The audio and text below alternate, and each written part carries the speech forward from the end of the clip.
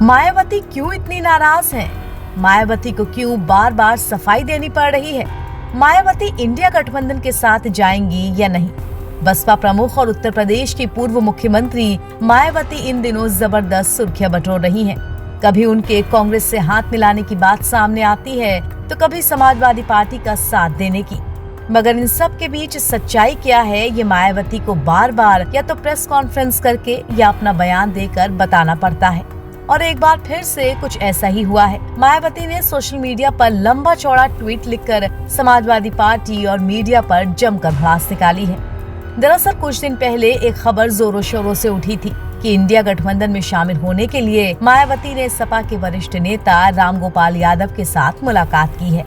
वहीं खबर ये भी आई थी कि मायावती ने कांग्रेस की महासचिव प्रियंका गांधी के साथ बातचीत की है। इस तरह की खबरों के सामने आने के बाद मायावती भड़क गईं और सोशल मीडिया पर जमकर अपना गुस्सा निकाला।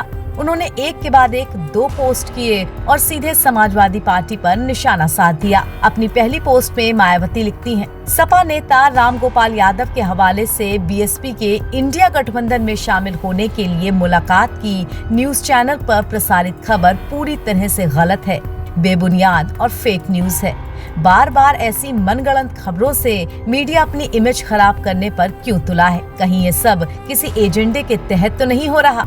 इसके बाद मायावती दूसरा पोस्ट करती हैं और लिखती हैं, मीडिया द्वारा ऐसी अनगढ़ खबरों का सपा और उनके नेता द्वारा खंडन नहीं करना क्या ये साबित नहीं करता कि उस पार्टी की हालत उत्तर प्रदेश में काफी बदहाल है और वो भी उस घृणित राजनीति का हिस्सा है जो बीएसपी के खिलाफ लगातार सक्रिय है।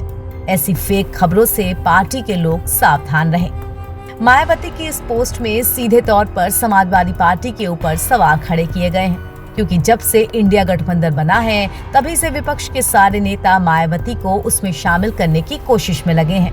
गाहे बगाहे खबरें आ ही जाती हैं कि मायावती का अगला कदम क्या होगा और वो किस तरह विपक्ष को अपना समर्थन देंगी।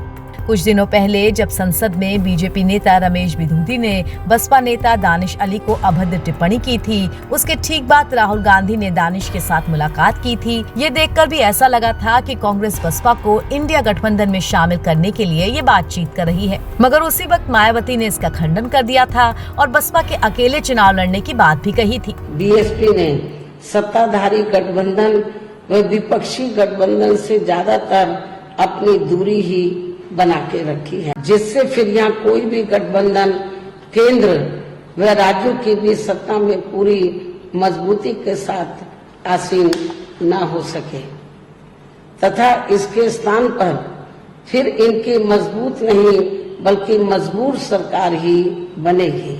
हमारी पार्टी का ये पूरा प्रयास होना चाहिए। अपने बयानों में मायावती बहुत साफ शब्दों में कह चुकी हैं कि वो विपक्ष और सत्ताधारी पार्टी दोनों से ही बराबर की दूरी बनाकर रखेंगी, लेकिन फिर भी बसपा के विपक्षी गठबंधन को समर्थन देने की खबरें सुर्खियां बटोर ले ही जाती हैं। एनबीटी ऑनलाइन की रिपोर्ट।